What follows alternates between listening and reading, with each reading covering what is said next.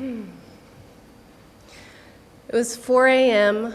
on June 5th. A dear friend and I sat in the back of an Uber ride.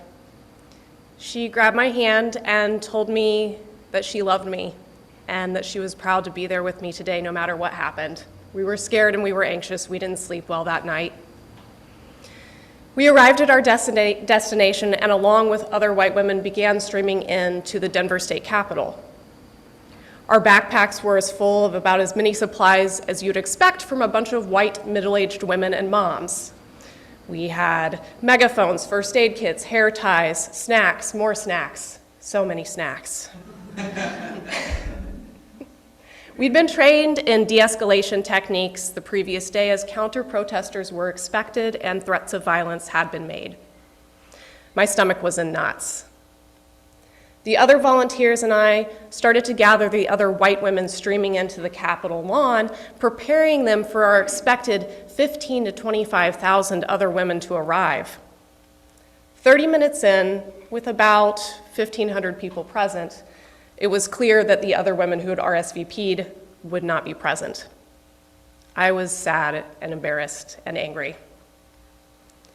A few months earlier, after yet another school shooting, authors and activists Tina Strawn and Syra Rao founded the movement Here for the Kids. They made what many viewed as an impossible call to action. And they called for white women to gather on the Denver, Colorado Capitol lawn to demand that the governor sign an executive order to ban guns and implement a gun buyback program. Tina and Syra called on white women specifically and strategically, as it has historically been Black, brown, and indigenous women putting their bodies on the line in liberation movements, even though white women are the least likely to be harmed by law enforcement. It was a twofold strategy to ask white women to show up. It provided more safety for all of us, especially the BIPOC organizers, but it also garnered a lot of attention because a movement like this has never existed. Why a total gun ban? According to the American Academy of Pediatrics, gun violence is now the leading cause of death for children and minors. And as Syra Rao so brilliantly put it, we haven't lost our minds, we've lost our imaginations. When I think about the madness of children wearing bulletproof backpacks, arming teachers, metal detectors in our schools, the incremental change that we've become accustomed to, and the sprinkling of thoughts and prayers that we often receive, a gun ban seems like the most sane thing to request. The Here for the Kids movement was inspired by a need for bold, seemingly impossible change rather than incremental change. But I'm not here to talk to you today about the Second Amendment or the terror that I and so many others feel when we drop our children off at school or go to the movies.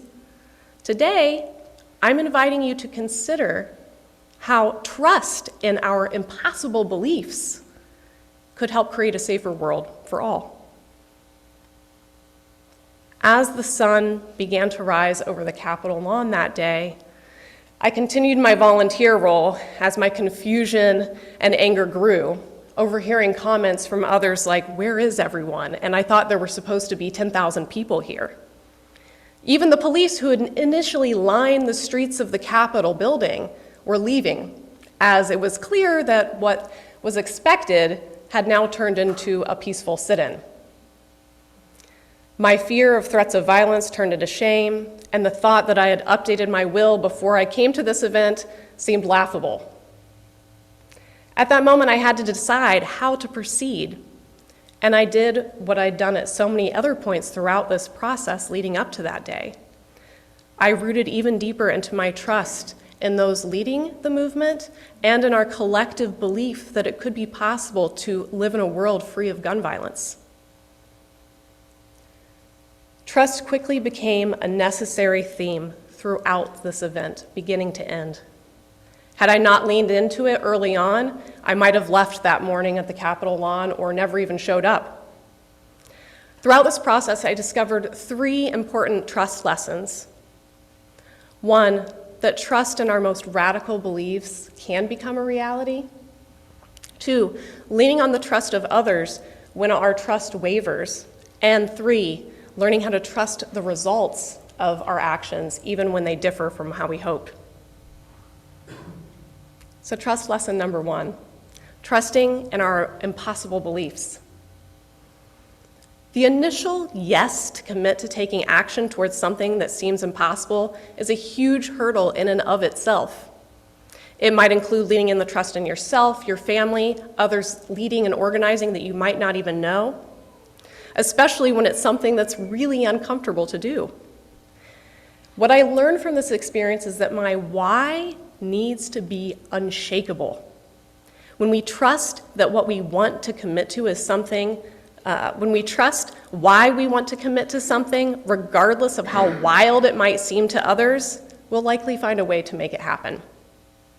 Committing to show up in Denver required me to trust Tina and Syra's leadership, that my husband, Nathan, and other family members would support me, that I could muster up the courage to go through with it all.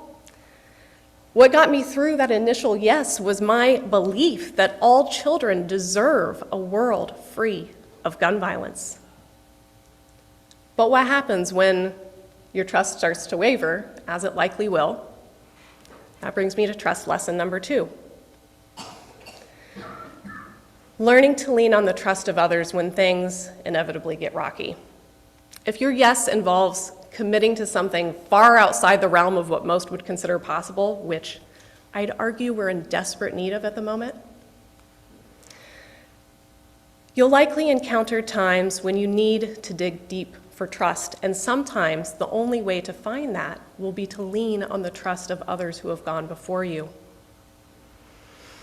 As the Here for the Kids movement grew and moved closer to June 5th, it started to receive pushback from everyone, every shade of the political spectrum, even within the Here for the Kids movement. Everybody had an opinion. In these moments, I wavered often. My personal well of trust began to run dry. My choices were to step out or to lean deeper into the trust of the organizers, which is ultimately what I did.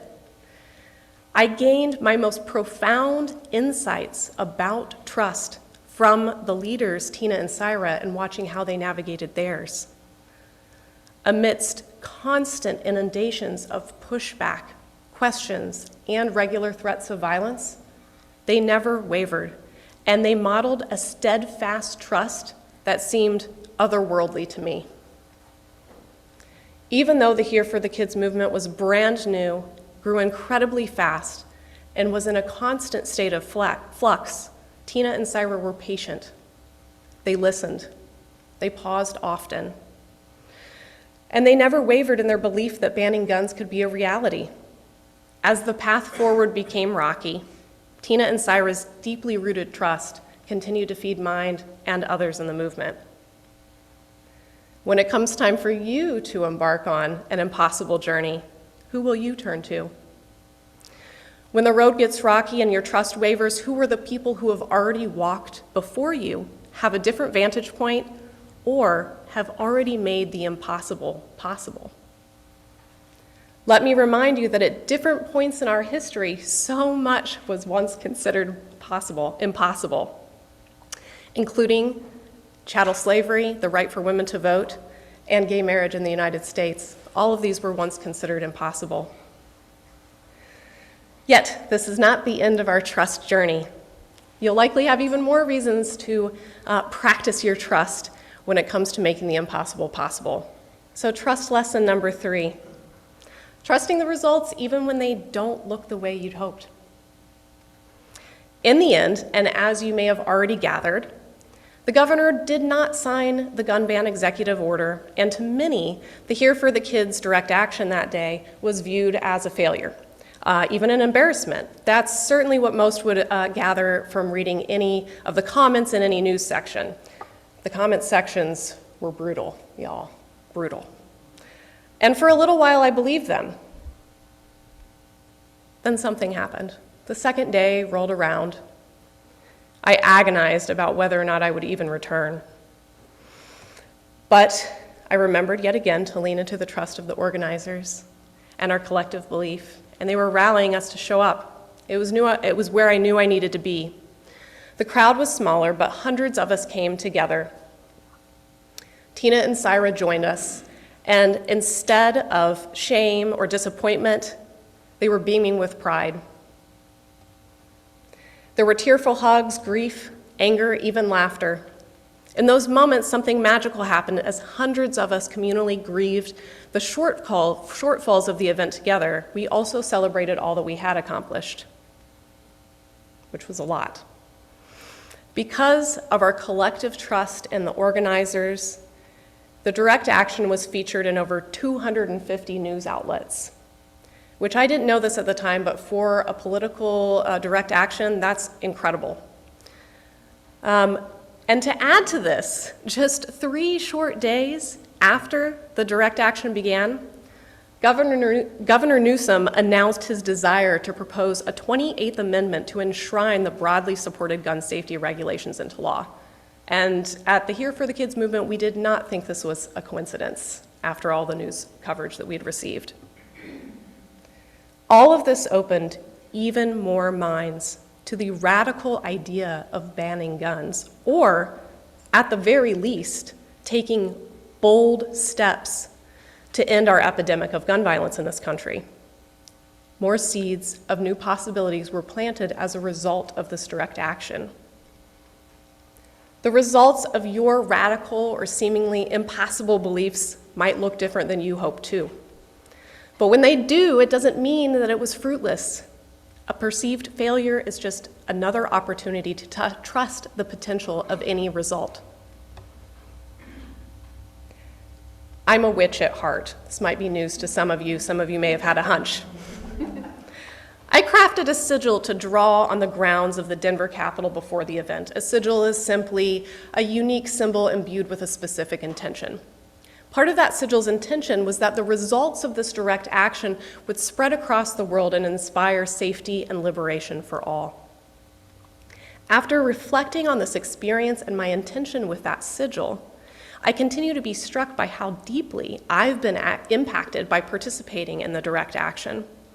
My participation in it has changed me in ways that continue to shape my life, and I'm far more likely to say yes to things even if they seem impossible. I think about my dear friend who navigated this event with me, the thousands of others who joined in virtually or in person, Tina and Syra, the 250 news articles that were published as a result. And I know that those ripples are still stretching out today, even as I share this with you here. So, I'm not here today to tell you to join the Here for the Kids movement. Although if you want to, I'm happy to point you in the right direction.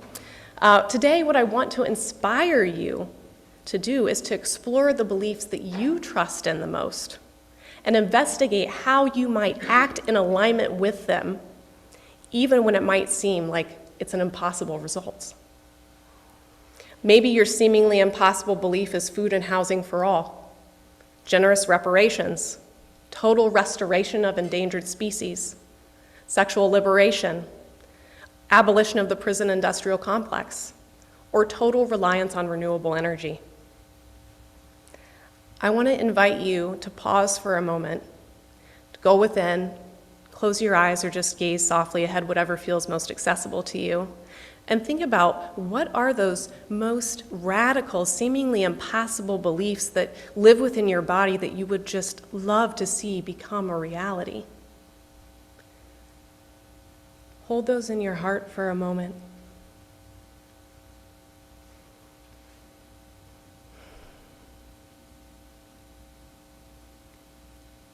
Now, as you allow yourself to feel into that belief, I invite you to share, I'll give you a couple minutes, with a neighbor or the person sitting next to you, what that radical belief is that you would like to have more trust in, that it could become a reality.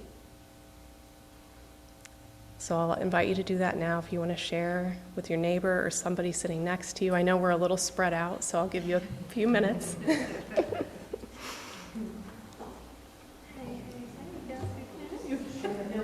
I know. I saw him and I was like, No way, it's been months, dude. It's been months. I'm gonna bring that Joyce concern some like Cassie Bliss. Like I feel like I manifested him on the moon. I really do. Yeah. Like I manifested him. And she for Hamley too. She hasn't been here for months. yeah, you did. Get out. I sure did. Just like let people know. Oh my gosh, get out.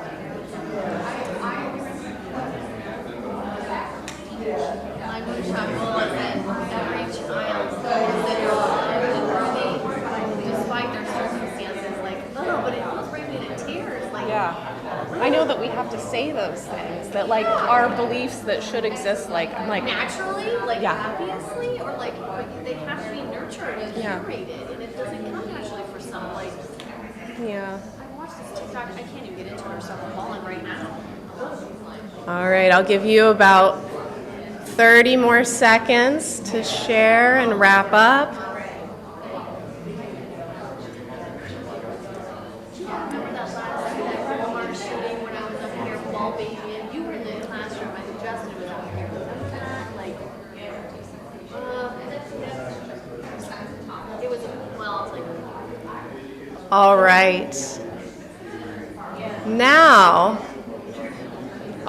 you know what? I don't want to stop you because this is exhilarating. I love it. Keep sharing your radical beliefs. Okay, now I feel like we're coming back. No, I think it's fine. So, if anyone feels safe to do so, I invite you to raise your hand and share with the congregation something that you believe in, that you would like to see come to reality, that you trust in. Do I have any takers willing to share? You can raise your hand if you do.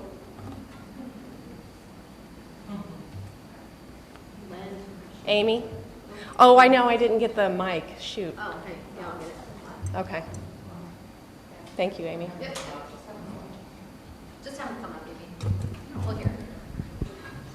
That's even scarier. Make people come up. I don't. Thank you, Amy. I don't You're care. So brave. So I was talking to Alexa, and I said that my radical belief is literally that all people actually be treated equal. And Alexa's added in that people have access to the things they need. That's part of that equal treatment, is equal access. That we actually do all have access to health care, all have access to food, all have access to drinking water that's clean. Here, here. Yeah. Thank you, Amy. Lynn. Lynn?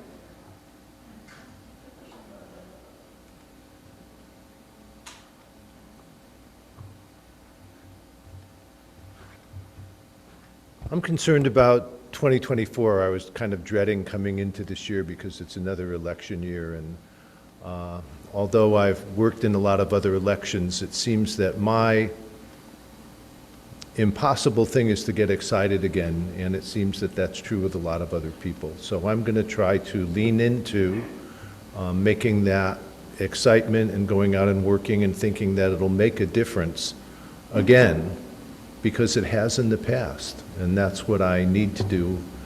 And if I can proselytize, that's what we all need to do. Thanks. Here, here. Here, here. Thank you, Lynn. Okay, maybe take one more.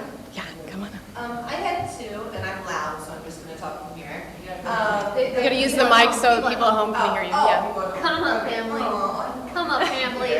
Sorry, girl. Okay.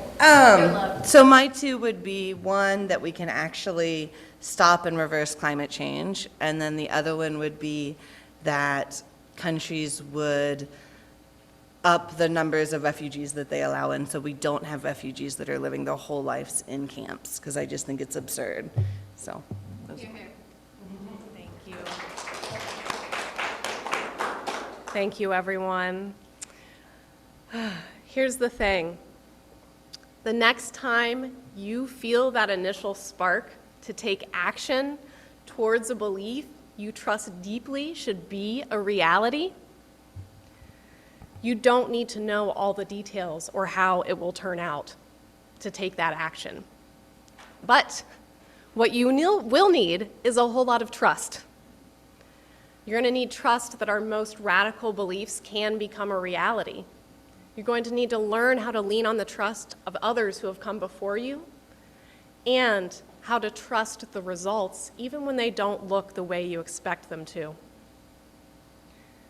When I think back to the early morning hours of June 5th, knots in my stomach, my friend grabbing my hand to tell me she loves me, the otherworldly trust that I witnessed in Tina and Syra, and the tender moments of grief and pride shared between hugs and tears of strangers, my trust that a world free of gun violence has only deepened.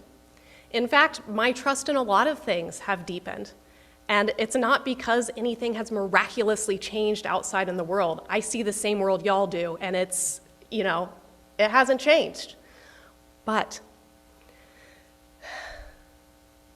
it's because of how far my trust was able to stretch in the face of staunch opposition and the immense changes that have happened as a result. The fact that I may never see an end to gun violence in my lifetime is no longer a reason to understand how it will happen, or that it's possible for it to happen.